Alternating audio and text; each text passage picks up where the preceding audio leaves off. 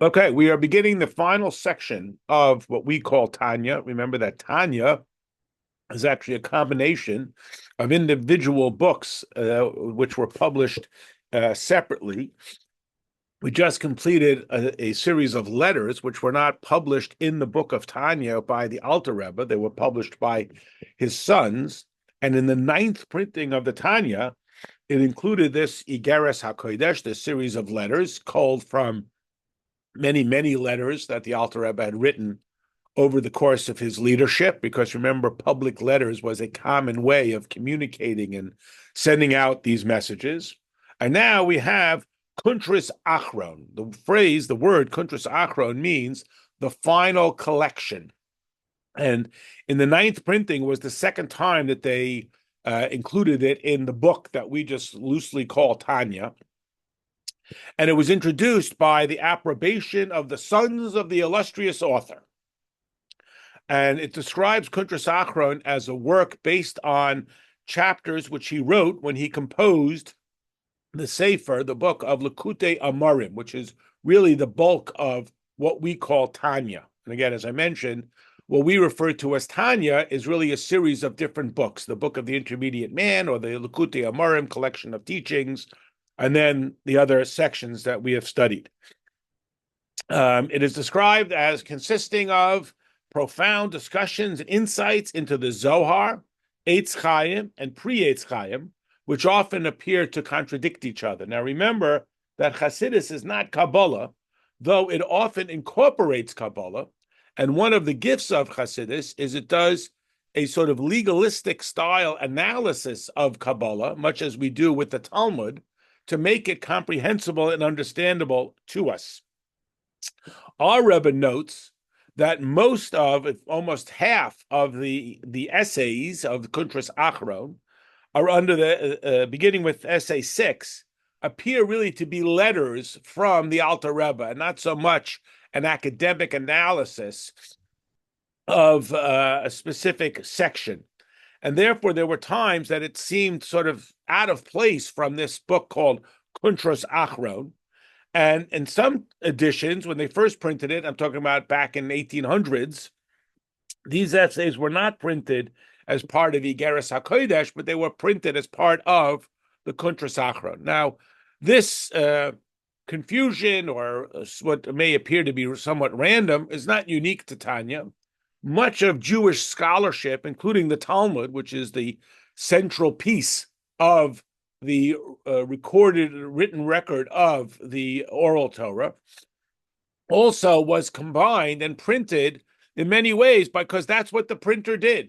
I mean, again, not to get too far afield, but if you look at the standard print of the Talmud, which every yeshiva and every community uses, it's called the Tzuras Hadaf, the layout of the page. It's only about 400 years old, probably less, about 350 years old, when they went to printing presses, and somebody who was basically the printer decided on this layout and this pagination, and we use it because we use it. I mean, since we want to be able to uniformly reference a certain volume and a certain page, well, if everybody's volume is reprinted, I mean, think about how we struggle with this every week. We're on this page in the old print of the lessons in Tanya, and this page on the new print, and this page on the old Hebrew, and this page if you have this explanation and this commentary. And so what we codified it because it's what we had. And again, just to take that one step further, the fact that the Rashi comment is printed on the page, and in most volumes of the Talmud, with some exceptions where we didn't have the Rashi comment, and the commentary of the group of called the Tosfos is I don't want to call it random. They weren't just throwing darts, but it's that way because it's that way, and that's what we had. And it's a relatively recent phenomena that we can start to reprint them and improve the typeface and the clarity and the fact that everybody has it and so on. It wasn't that long ago that not everybody had the books. You couldn't even get them. And if you got them, there was one and everybody had to wait their turn to use it, et cetera, et cetera, et cetera. And so that's just another illustration here of what we are understanding as the Kuntres Acharon, and why it's printed this way every time. And it's true, maybe somebody would have a better way of doing it, but then we'd have to rebuild the whole infrastructure. And so we stick with it as we stick with it. Now, as you'll note in the very small print here, after it says Kuntres Acharon al Kama Prakim, a final collection on many chapters, it says in the small print in the Hebrew, Ayin L'Bekutei Amarim Chelik Aleph Perek Mem. Look in the Likutei Amarim, collection of teachings, section 1, chapter 40. Look there and you'll see it. Now, that's what we would call chapter 40 of the book of the Intermediate Man. So I've made a little summary here of some of the relevant points from chapter 40, because I certainly didn't remember exactly what was in chapter 40, but fortunately I have my notes, so I went back to look. So if you remember this all and it's unnecessary, I apologize. But here's a couple of summary points that I've made of what's discussed in chapter 40. It speaks about the study of what is called lishma. Now, we talk about this in our davening as well as in our Torah study and essentially all of our service of Hashem.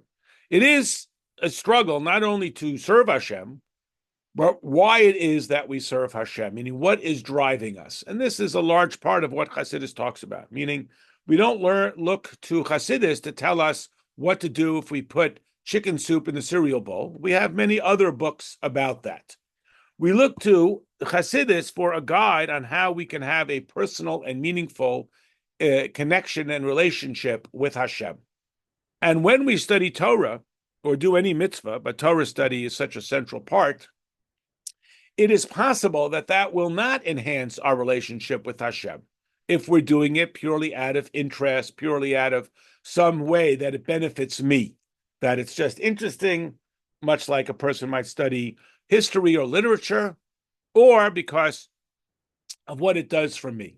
So the alternative to that is called the study of Torah Lishma. Now, it's a very difficult word to translate. Translates most literally as to the name being Hashem, that we're doing it purely for Hashem. And again, we may never know what if our motivations are pure. We hope that they are. And this is true in all of our interactions, meaning when the bus driver drives me on the bus, he's a nice guy and so on, but his motivation is not to serve me. His motivation is to get paid. That's his motivation. So it's not a bad thing. That's a mercantile relationship. Hopefully my relationship with Hashem or with other people and so on is not that way. It's not like, well, if I'll do this for them, then maybe one day they'll do something for me. That's not Lishma. And then we wind up guarded and protected and scorekeeping and so on. So when we study Torah Lishma, that level of Torah rises to the highest of the spheres, meaning it is most personally meaningful. Again, I go on the bus, I say good morning, he says good morning, we're very friendly. But look, he's doing this to get paid. I'm doing this to get to my destination. When I walk up, I say thank you. He says, have a nice day. That's cordial, but it's not about a close personal relationship between me and him.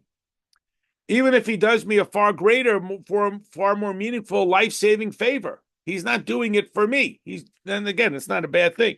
But in my interface and interactions with Hashem and other people, we aspire that it be lishma. And if it is, then it reaches into the deepest levels within Hashem. Otherwise, we're constantly in this guarded scorekeeping. We said that what happens when we study Torah, but it's not so purely driven, well, then it reaches what is called the external level. Yes, we have a relationship like I do with the bus driver, but it's very shallow.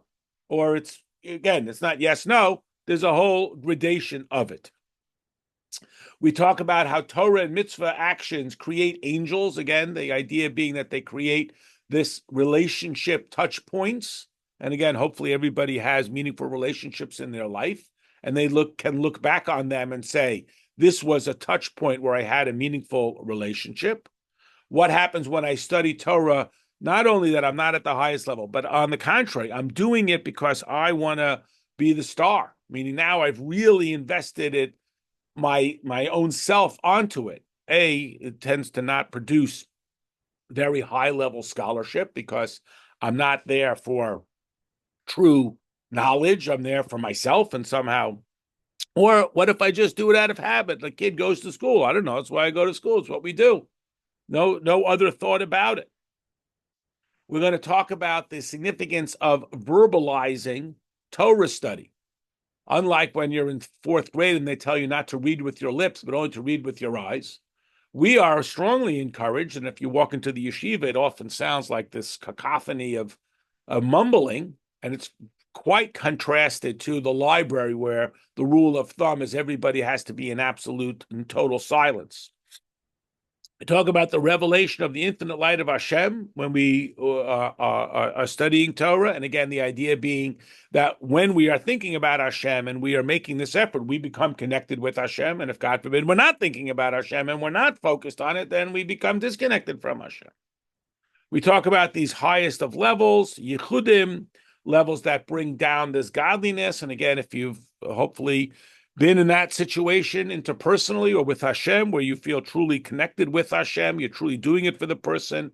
The reward is not something that you're looking for. Okay, am I going to get my prize now? Okay, or if you've ever had the opposite, where the person is very, very conscientious, very, very friendly. Oh, and can you pay me now? Also, it sort of takes the air out of any sense that there's a personal closeness here, et cetera, et cetera. And then another metaphor that we're going to revisit, which we mentioned many times, is about the wings. And remember the analogy that a bird without wings can still be a living creature, but it's kind of missing the whole point of being a bird, right? The distinctive characteristic of a bird is that it flies. So you could remove the wings and it's still alive, it's still a living creature. So mitzvahs have wings. The wings are the love and fear of Hashem that give lift to the mitzvah actions. And if we pluck the wings off of them, we pluck the love and fear off of them, we wind up with a body. It's fine, it's functional, it's an entity, but it's kind of missing the point, as they would say. And again, ultimately, don't love me so much, just pick me up at the airport. That love has to manifest itself in changed behavior, that it's not two separate things. If you sincerity is the key to life. If you can fake that, you got it made. It's that if it's a genuine sense of a love and fear that results in this changed behavior, then the behavior has lift to it. It's in Hayom Yom, it's mentioned that Parshas Bereishis starts off with great optimism, but it ends, it's really things are not working out. And Parshas Noach begins with things are pretty negative, but in the end, there's great enthusiasm. And Parshas Lech Lecha is called the happy Parsha because every day we live with Abraham.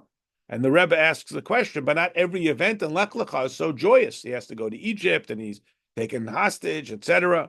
And the Rebbe's response is, yeah, but the fact that I'm with Abraham is what makes it joyous. So secular society says, let's all go to Las Vegas or Disneyland with our coworkers who we don't really like that much. And Torah says, I'd rather clean out the garage with my best friend than go, on some hiking trip with people I don't like that much. So if we are really aligned with Hashem, then our mitzvah actions flow from that, and that enriches our love and peace of Hashem. So here we go. We begin with a pursuit. Yes. Beth, you had a question? The idea of the love of Hashem and doing, say, my prayers with that connection only. I don't quite get it because there's always something selfish about it. There's always something about me, because it makes me feel good to be that connected. There's a purity I'm going to always miss in that connection. And so even I think of Mother Teresa when she went out and she ministered to all these sick people and the poor, and she had nothing, and she always, whatever. She was completely selfless, except on some level it made her feel good to do this. So that's because she doesn't have a Nefesh Keys. So this is the unique capacity of a Jew, that you can reach that level, right? It's difficult. That's why we're learning about is how can we get to that level. And it's kind of a catch-22 because as soon as I think I'm at that level, that indicates that I'm not. Right. So can we get to that point where it's not at all about me? Right. This is an aspiration. This is what we're learning for. If we were doing it already, we probably wouldn't have to read this here.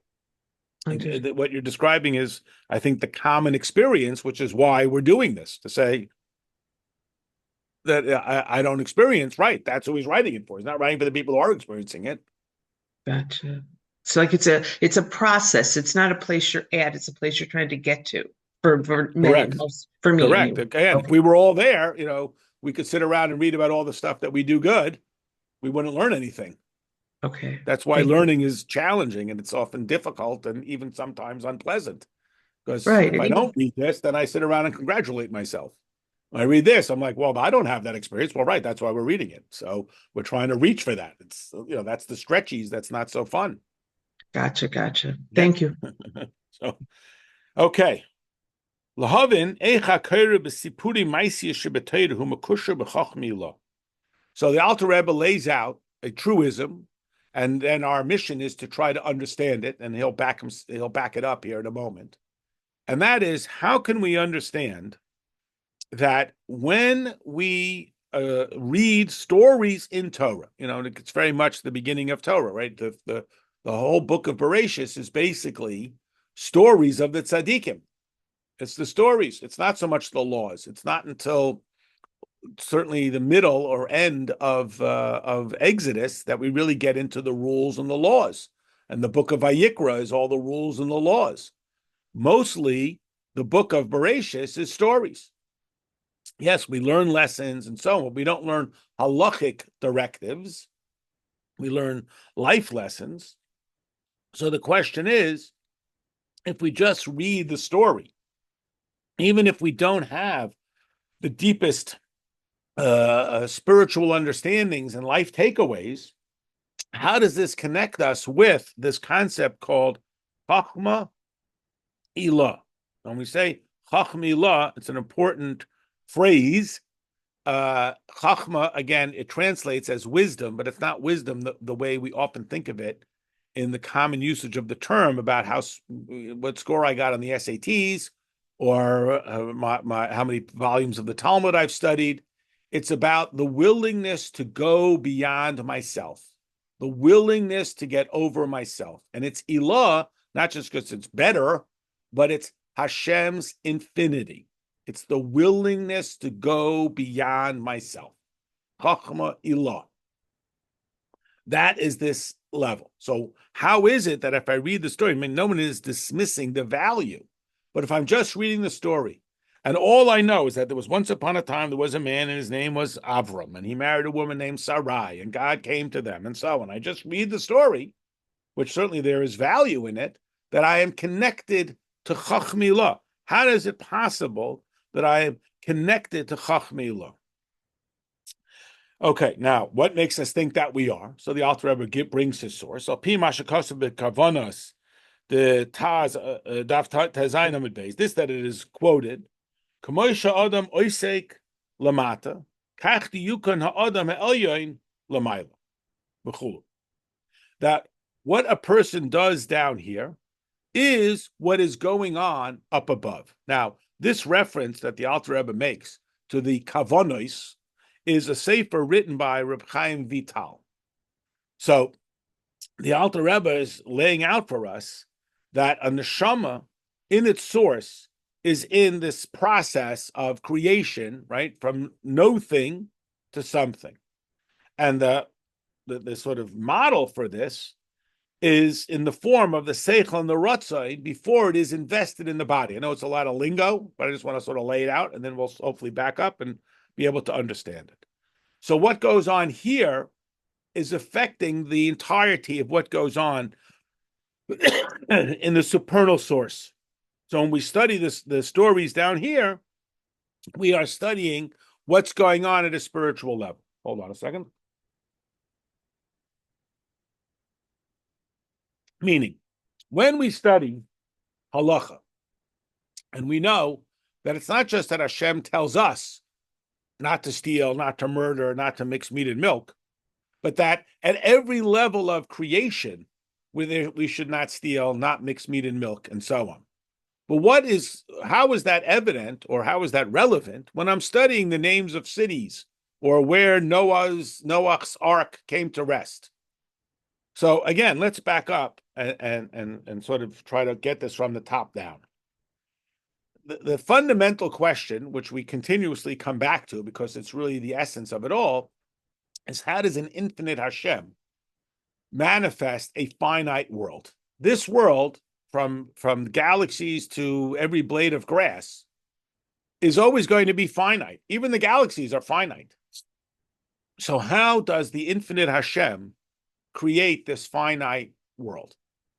And the message of Chassidus is the process, the hishtalshalus, the process, the chain, the tzimtzum, where it appears that Hashem is not present, but it's only because he is restraining his expression of self.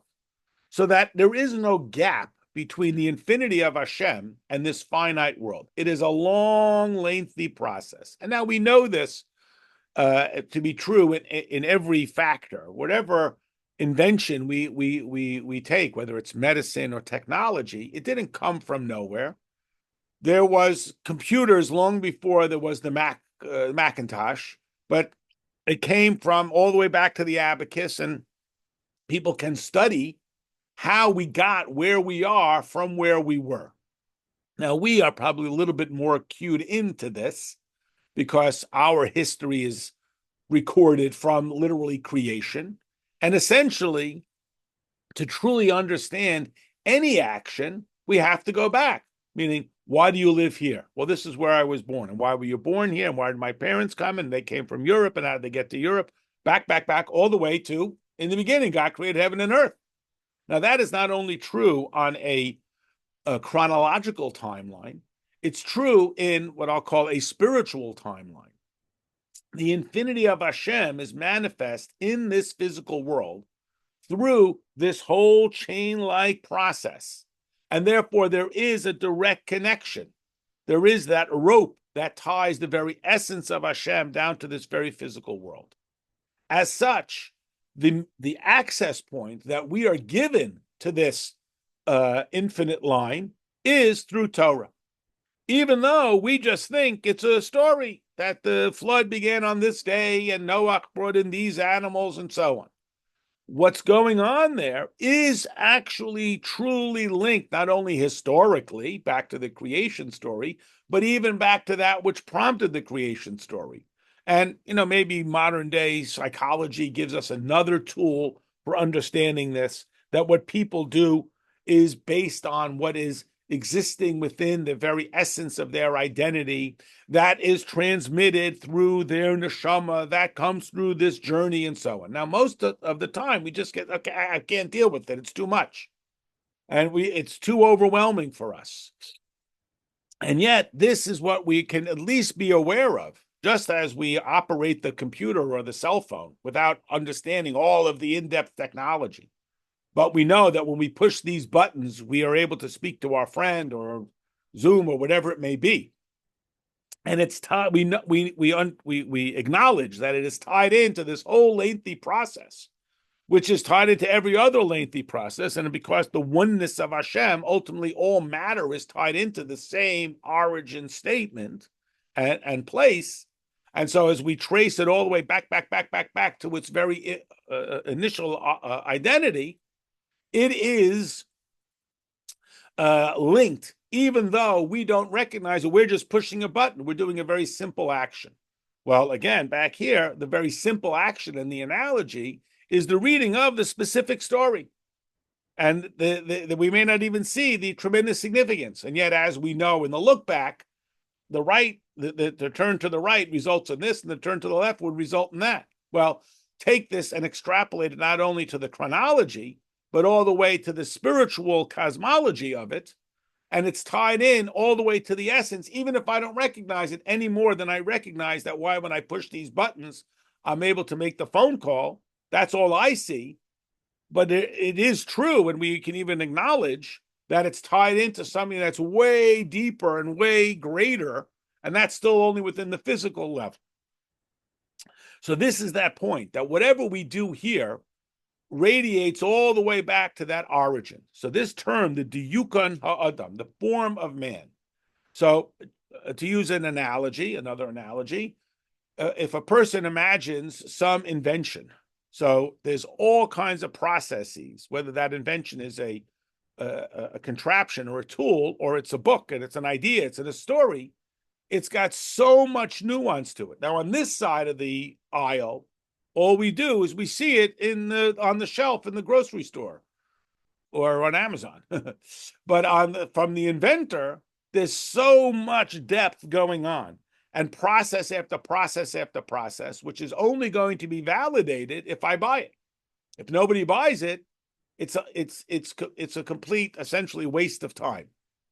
Well, this whole process called creation, since Hashem wants us to be in some connected interaction with him, he doesn't just go literally from nothing to something. It goes in a long process. Now, we have a limited capacity, and we start to get overwhelmed. And one of the things that Hasidus and Kabbalah, well, first Kabbalah gives us an insight is, hey, here's how it works. But if you start telling me how the cell phone works, I'm going to become so overwhelmed that I won't even be able to make a phone call because it's just too much. But give me a little incremental, and there's a curiosity, and a deeper curiosity, and deeper and deeper and deeper. Well, Kabbalah gives us the terminology, and one of the gifts of Hasidus is it makes it something that I can at least have some insight to. Now, as you can imagine, and as we know this socially, some communities were like, okay, forget, this is too much. We're going to get so caught up, we're never going to make a phone call because we're going to become so overwhelmed. And there are stories of these great Hasidim, they would say Moida Ani, and then they would be lost for the day. What does it mean to acknowledge? What does it mean I? How can I exist? Et cetera, et cetera. And, you go down this endless path and you never execute the actions.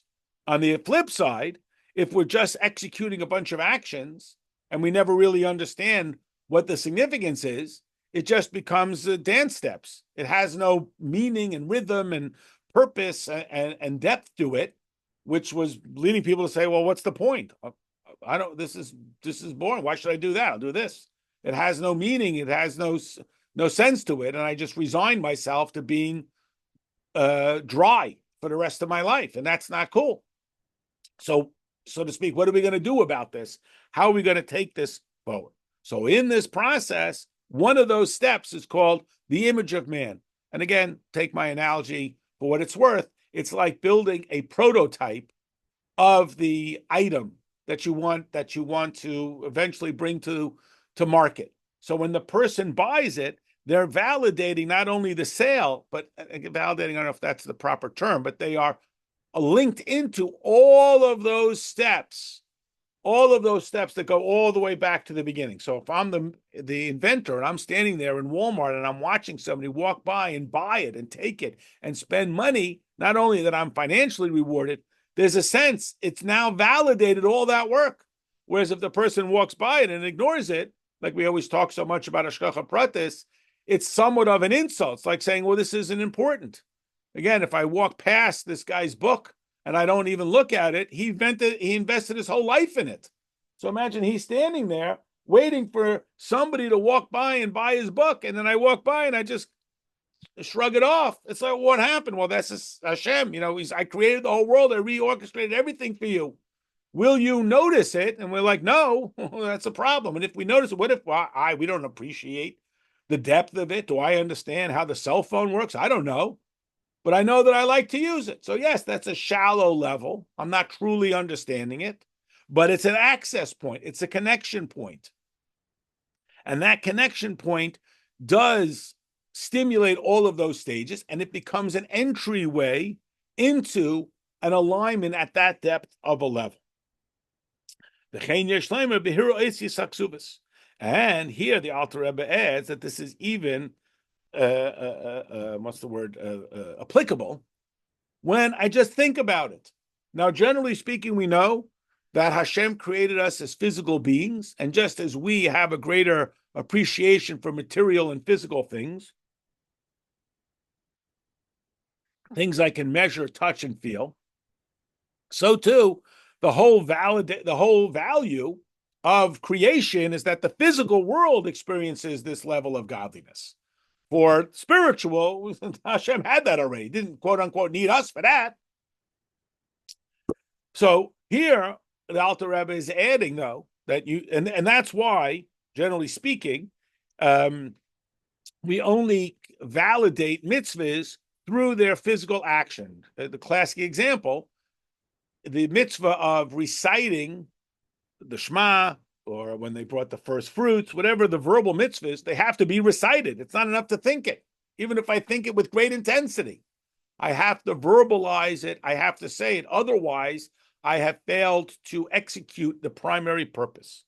Aval Hadibur, so the Alter Rebbe adds here that even if I think about it, but when it comes to speech, so now, Yeshleima de Boike Vasolik Latzilis Mamish, O Labria, but the Chila Verichimu Sichlian, O Lietzira, but the Chila Verichilu Tivium, Uvamikra Solik Melam Hazel Yotzviris Tasia, Shum de Boki Ivaran Vachulu.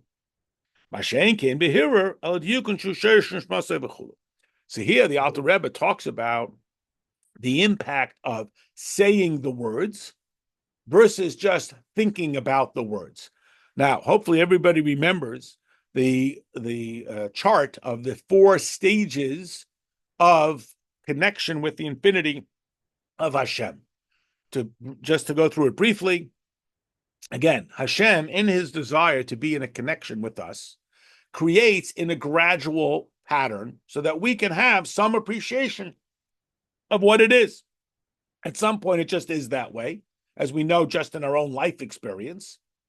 The little incremental stages become touchstones so we can have some sense of what we're talking about. And again, deeper and deeper, or simpler and simpler. They're all available to us. That's one of the great gifts of Chassidus, that it's available to us at every level. So in the process of infinite to finite, again, we as human beings cannot deal with infinite. It's very exciting and it's very inspiring, but it's not something that I can connect with. I don't know what that is. It's just some distant concept. So Hashem breaks it down into identifiable stages. And those are referred to as worlds. They're not locations. They are stages of awareness. The word olam, which we translate as a world, is not only a geographic location, it means concealed. So less concealed, more concealed, or on the other side of it, more visible, more greater awareness, lesser awareness. So we used way back when the analogy of a parent and a child, that the parent and a child, when does the child have the greatest awareness of the parent? It's when the mother is pregnant with the child, even though the child has his own identity and his own heartbeat, etc. But there's no way that this child isn't absolutely aware of his mother. So that level is called Atzilus. Atzilus means next to.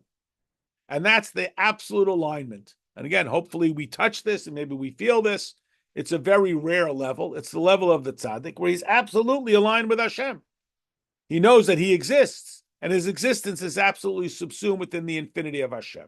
Hopefully you've touched it. I can't say not. It's commonly reserved for the tzaddikim. Then there is the level of Bria. Bria means a creation. I've been created. Well, if I'm a creation, there must be a creator. So to follow this analogy a step further, it's like a newborn child. You can take the newborn child into another room, but very quickly he's going to have to go back to his mother. He's intuitively aware of his mother. Then we have the level called Yetzira. Yetzira means art. It's a little more nuanced, or a lot more nuanced than just a creation. Again, if there's art, there's got to be an artist. So pick a number. This is the child. He's 10 years old. He goes away to summer camp, but he's also coming back to his mother eventually. Then you have this world. This is the world of action. In other words, I'm busy. What about God? Yeah, him too. This is like an adult. You could watch this adult for months. You may never know who his mother is. He has nothing that compels him to go back to his mother. So at that level, just to take this thought one step further, when the person here in this physical world connects with Hashem, he is truly doing something innovative. There is truly a hisayrus here. There is truly something wonderful here, that they are connecting with the parent voluntarily. But it's always going to be a little bit less intuitive than the Atzilus Bria Yitzira level. Based on this, let's tie it back now into what we said. When a person speaks the words of Torah, so again, it depends what's driving it. If it is driven by the absolute surrender of self, absolutely no sense of self at all, which again is the rarest of rare levels. It's the level commonly associated with the tzaddik. So this brings an alignment that is comparable to the world of Atzilus. What if it is driven by an intellectual understanding? Now, intellectual understanding doesn't just mean I read a book, and I acknowledged it and so on, but it is driven by, again, chachma. I like the word imagination. You choose a different word if you prefer that. It's that which takes me outside of myself. It's what distinguishes a human being from an animal. It takes me completely outside of my identity and drives me to be connected in this infinite manner or close to infinite. That reaches the level of Bria, the level where I'm a creation. I have no identity. Then we come to a level that is driven by the intuitive sense of my connection with Hashem, which you might say, well, what's my value add there? I mean, if I'm born with it, what's the value add? Well, the answer is that I allow it to remain. You know, every child intuitively loves the parent, but you live in a life that's constantly bombarding us with all kinds of distraction and confusion, and sometimes that can get sullied. So if he can retain that natural sense of love, he's at least done something more than just let it flow naturally. He has really worked to keep the distraction free from his identity. And then there is from this level, because the mere fact that I do something for something other than myself is overcoming the natural level of asiya. The intuitive level of this physical world is at some level, what's in it for me? And if I can get over myself on that and not do it at all for myself, and I can touch that level, that I get off the couch and I go and do a mitzvah because God asked me to, well, then I have at least broken the standard pattern of what it means to be in this physical world. Because this world is driven by some form of what's in it for me. And when I can overcome that, again, I have gotten myself outside of this world, and so on. Now, this is when we enunciate the words. Now, the enunciation is significant, not only because it's a good pedagogic tool for remembering and for truly understanding and for being a little less distracted, because you can certainly be distracted while you're saying the words and your mind is in 10 different places. The reason why the enunciation is crucial is because that is the distinctive quality of being in this physical world. Hashem created this world for this world to be in the service of Hashem. But if this world is not in the service of Hashem, it's just acting in a spiritual way, well, we don't need you. We got better spiritual beings than you. We have angels. The angels clamored to Hashem and they said, leave the Torah here in heaven because we'll always be compliant. But they have no capacity to add value. It is human beings with all of our potential for flaw and all of the physical world that is constantly bombarding and antagonizing our holiness that has this opportunity to be a source of the service of Hashem, that when it is, it's really something special. And that's why our rule of thumb is that we have to enunciate the words. Now, here from the lessons in Tanya, there is a note that touches on something else that we learned way back in Likutei Amarim that talks about the different stages that we can reach. And again, if you think about this at a personal level, maybe it will be somewhat insightful. Again, the bus driver does you a favor. He's not doing you a favor. He's totally there for himself. If you told him he's not getting paid, he's pulling the bus over and walking out. So again, it's nice that I get a service from him, but doesn't create any connection. But then you may have somebody that you hire, but they do it a little extra. They do more than just what they're required to do. So there is somewhat of a level of appreciation. They get outside of just the mercantile exchange of goods and services. They give you a little bit of a bonus. We know that that's a common marketing theme. You're going to get something special and so on. We are often very suspicious of those people because we don't trust that anybody ever does anything kind. But then if we sort of move beyond that and we talk about a friend, we talk about a close relative, we talk about someone who's endeared, we talk about, the true great leaders who are fully devoted to their flock, kings, rebbes, tzaddikim, and so on. Hopefully we have touched on this type of level where we get outside of just I'm me, you're you, and we have some sort of deal between us. Now, in the lessons in Tanya, they give us an alternative that we have talked about.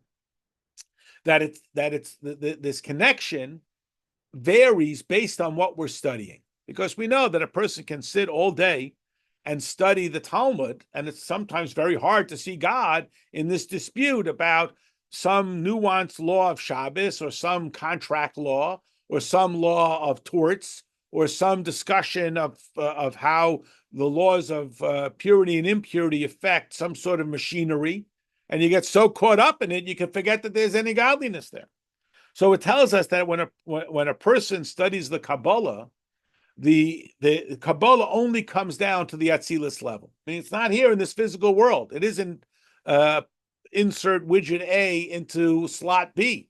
So it always remains at some distant and detached level, which can be very tempting to aspire to, but it does not fulfill the purpose for which Hashem created the world. If we're just going to be what I'll loosely refer to as spiritual, then what was the whole point of creation? The objective of creation is that this physical world, warts and all of its problems, should be a place where godliness is welcome. So if I only study Kabbalah, God remains up in the heavens. And we've heard this, I'm sure, at some level, don't mix into the real world. Torah, people mistakenly say, that's for spiritual things. You want to talk about lofty things. We want to talk about the practical. So when a person studies Kabbalah, they can reach that level of Atzilus. The Talmud, which extends down to Bria. Again, when we study the Talmud, which is the analysis and all of this, we go back up. When we study the Mishnah, it goes down to Yetzirah, to more artistic, because it's nuanced and small. And then, of course, the written Torah, which is quote unquote just, and I use that term in heavy quotes, the stories. It's the story of King David, the story of Abraham, the story of Shmuel the prophet, and so on. It's, quote, just the narratives is very much down here in this world. Now, way back in chapter 40, where the Alter Rebbe discussed this, he made a point there that all of these categories really belong in Atzilus, because ultimately the story of Abraham is this deep story, like the cell phone. When I push the button, I'm tied into something so much greater than just the button. But I need to push the button because that's what I can deal with. The stories are told, of the tzaddik who had to remind everybody that Korach was the bad guy, because you learn so much about it that it's at such a lofty level, you can forget that he's the bad guy. But as we always reference on Purim, we have this aspiration to get to the point where we can't tell the difference between Haman and Mordechai. You say, well, what kind of aspiration is that? Why would you want to do that? Isn't our whole life about separating out between the bad guys and the good guys, between the holy and the mundane? Isn't that what our whole life is about? Well, ultimately, you know what? Haman comes from Hashem, Mordechai comes from Hashem. You could read a pasuk in Torah that's speaking about some bizarre offspring of Esav, and you think, well, what does it have to do with Torah? But as we know in the physical sense, if one of the letters of one of Esav's illegitimate children is misspelled, the whole Torah has to be put on hold. I can't go to the 10 Commandments. Who cares about that? Because it's all ultimately coming from Hashem. To me, the 10 Commandments looks important, and this doesn't look so important. Why do I got to read this parsha? Let me read the interesting parshas, and that's the problem. I see it as interesting because I'm missing the idea that this is the infinity of Hashem, and when we touch it, we are touching all the way back to Atzilus. We now turn to a little bit of what appears to be an insight into this dispute about, is it valuable at all if I just think the words of Torah, or do I have to enunciate them? Now, a general rule of thumb is you have to say the words, whether it's the priestly blessing or it's the recitation of the declaration when the first fruits were brought, whatever verbal mitzvah must be verbalized. Thou shalt say it, not just think it. So here we go. Excuse me, Rabbi Epstein, Mashakos we're in a, Gimel excuse me a Daf second. Kufay, the Hirula of Midi. It says that thought does nothing. It accomplishes nothing to just think about it. V'hainu afilu the tav. It doesn't even do anything good. Ayin sham. Uvid daf lamed aleph amad beis yesh lema. We could say, what about that? What is this value here? And again, there the Zohar is describing, curiously, a prohibition that we're not supposed to chit chat on Shabbos. On Shabbos, even our speech should only be of holy things, not of nonsense. And there it says, well, what about idle thoughts on Shabbos? Again, we're not encouraging it, but that we can't sort of pull you on because thoughts don't really accomplish anything. That's the context of how that idea comes on. So here we're saying that thinking about it is itself a value. It must, the mitzvahs on the upside, be enunciated. So it says, meaning if we're trying to bring it down into this physical world. So then, Rak Machshavta Nesher Sham, Usisha Sham, or Godel Batoisis Ribia or Batzilis, Aide Mikro, Mitzvahs, Maisius, Shubasiya. The Alter Rebbe explains that the primary impact is made down here in this physical world. So if we are just thinking about mitzvahs or thinking about Torah, yes, we are having an impact at the spiritual level. It may even reach all the way to the level of Atzilus. Yet it is missing the ultimate purpose, but it's not worthless. It's missing the purpose of creation is to impact creation. And thought doesn't impact creation. Excuse me.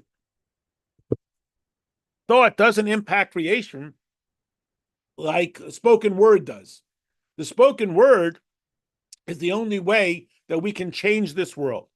That should not negate any value of thought. Thought still has value, but it stays up there at that loftiest level.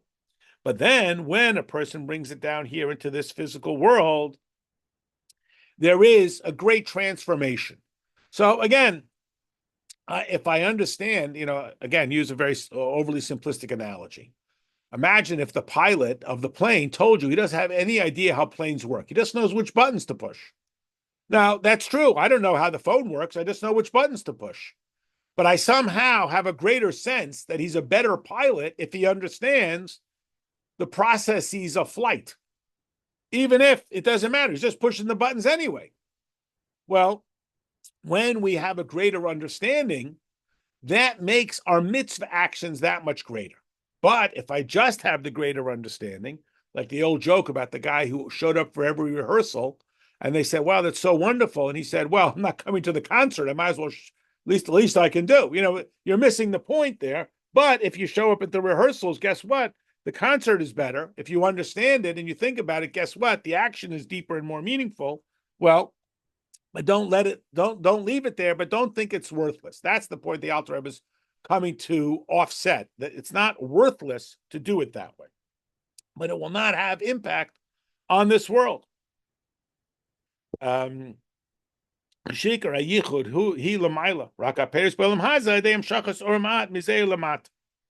is true that the primary impact is at some deep spiritual level. However, the consequence, the fruits, and again, using the analogy of the fruits, is like you plant a seed in order to get the fruits, right?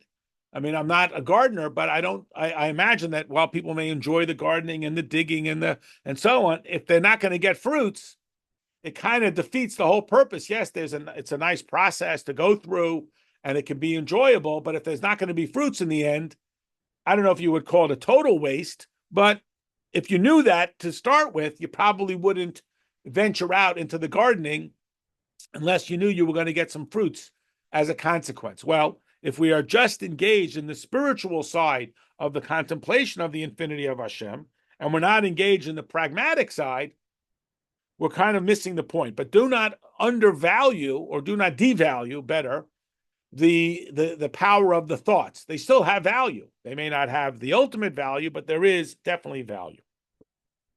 And that's through Aidei Dibur U'Maisa, through speech and action. And this is a common point that you've seen. It's probably very familiar to you, to the point of saying, well, of course, everyone knows that. But unfortunately, not everybody knows that. This is the common message of Hasidus, that it's about the physical transformation.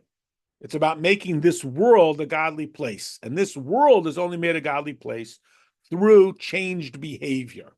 And that includes even the behavior of speech, not only the behavior of action.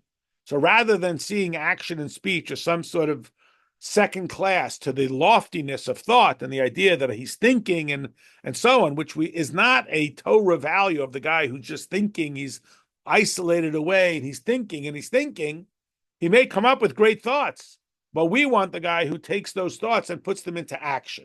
Now, again, it's not an either or. Either you do action or you do thought. The ultimate value is to take the most intense thoughts and manifest them in the most tangible actions.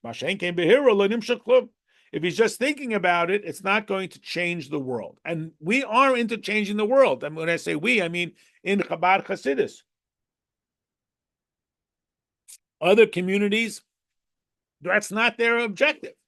Their preference is to be at the loftiest spiritual level. And again, that maybe less so today, but there are these stories. People, they were in these silences, and even people who would walk around blindfolded. They were completely trying to get outside of this world. I mean, we have these stories, and again, we're certainly not advocating it, where Nadav and Avihu just completely abandoned this world. They just didn't want to be in this world at any level. And subtly, metaphorically as well, the guy who just isolates himself, covers his face, literally blindfolds himself, and so on. You have these stories. I mean, they're rare and so on, and they're extreme illustrations. So in one level, say, wow, this guy's so holy, he's not involved in the world at all. Well, we would say the opposite. The truest holiness is the engagement within the physical world. But we're not minimizing it. And again, we probably all have to have those moments in our lives where we can touch that. Lahavdil, they talk about this in great business people, spend time just thinking about the business, not just doing the accounting and the inventory and so on, but just sitting and thinking about the business and strategizing. And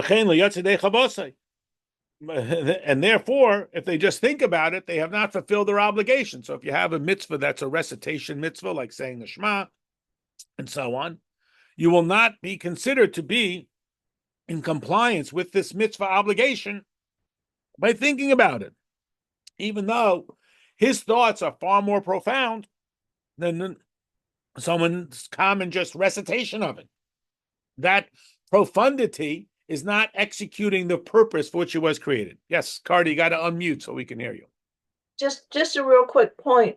When you're doing creative things, like I have writing or anything like that, it may not be for us, I don't know, in a spiritual way, but you're still writing a story. You have to do that by thinking.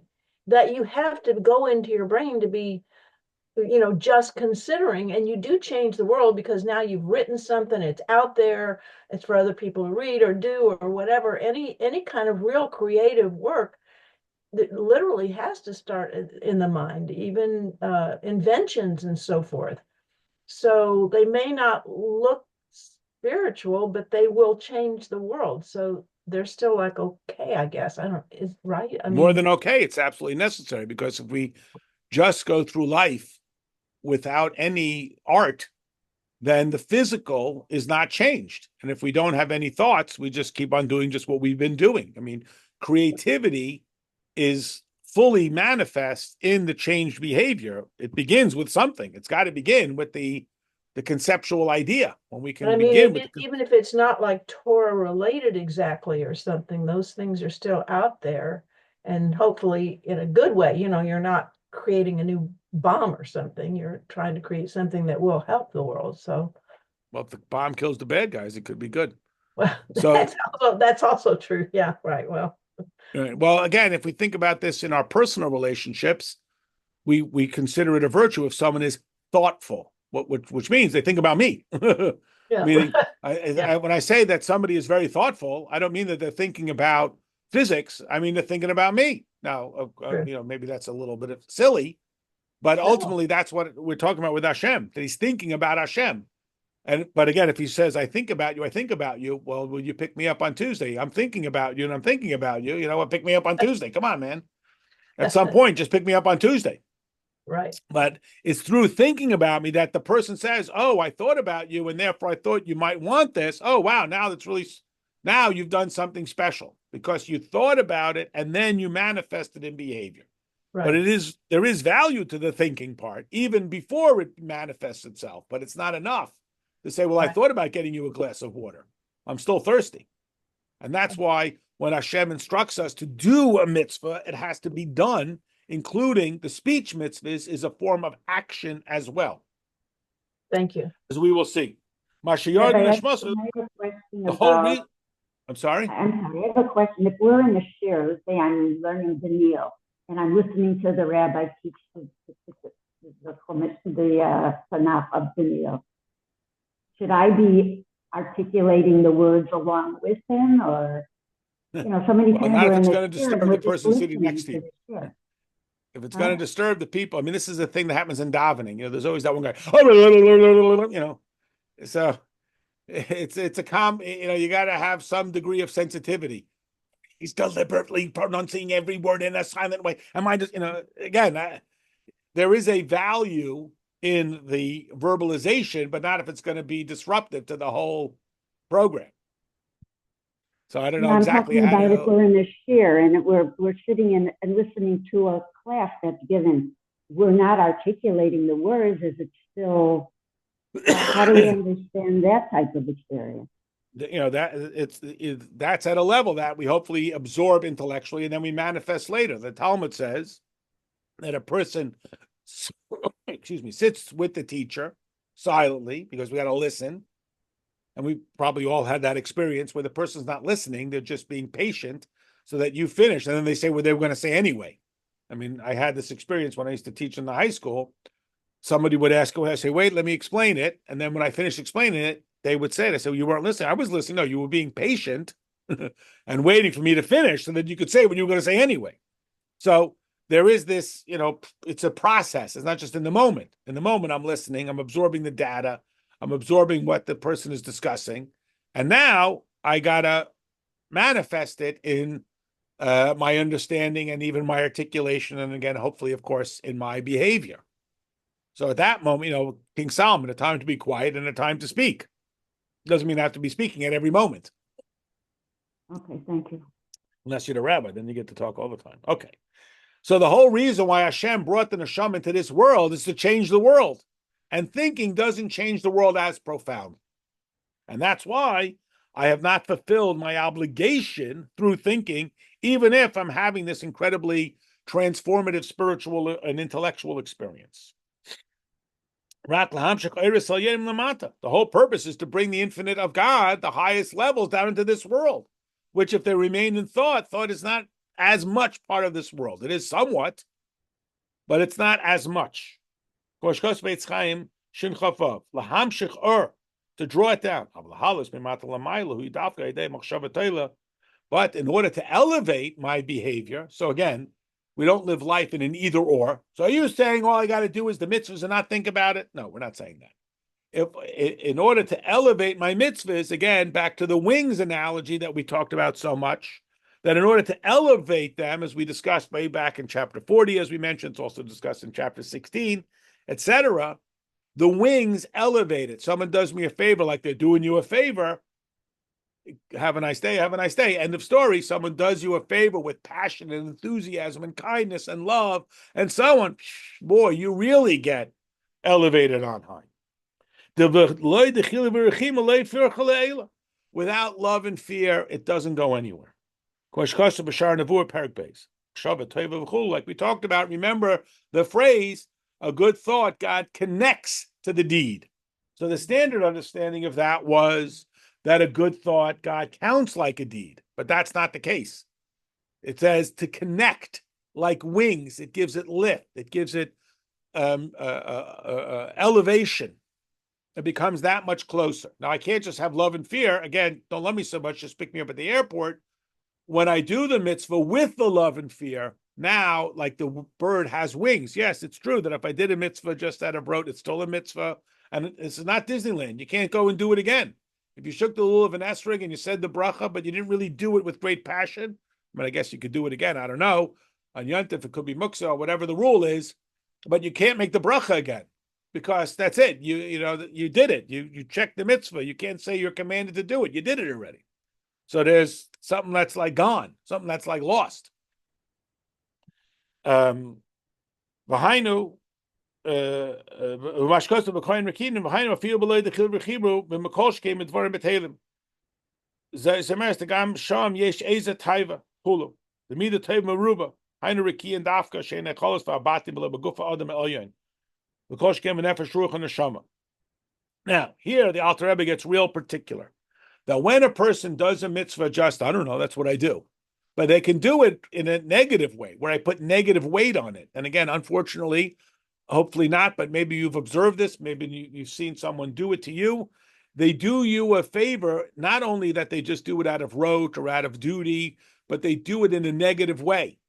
And again, it's not me, of course, well, other people, we could see it sometimes in a person. They do mitzvahs, they do it with like this bad attitude. So again, yes, I really need the ride to the airport, so they're going to take me to the airport, but it's not a very nice feeling when they do it that way. So there's like a neutral way. I just do it because that's my obligation, it's my routine, and so on. I do it with love and passion. It's my greatest joy. Or a person can do it with something really weighty and negative. So again, if you just use this imagery, I put dead weights on this bird. Now it can't fly at all. It's really a negative quality. See how the Alter Rebbe gets into a little bit of a distinction that's very technical. So I want to read through the end of the letter, and then I'm going to come back to it. It's a lot of lingo, and I'll do my best to give some clarity to it.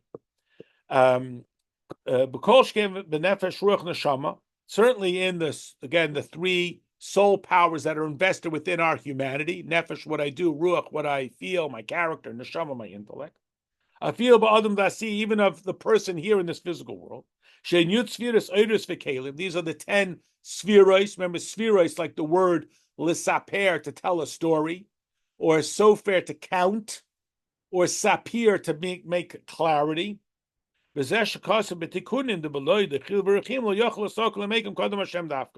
this is what it means when it says that without any love and fear, it will not pierce into the spiritual heavens. It will just be stuck where it is. Now, here, the Alter Rebbe is really laying out the nuances.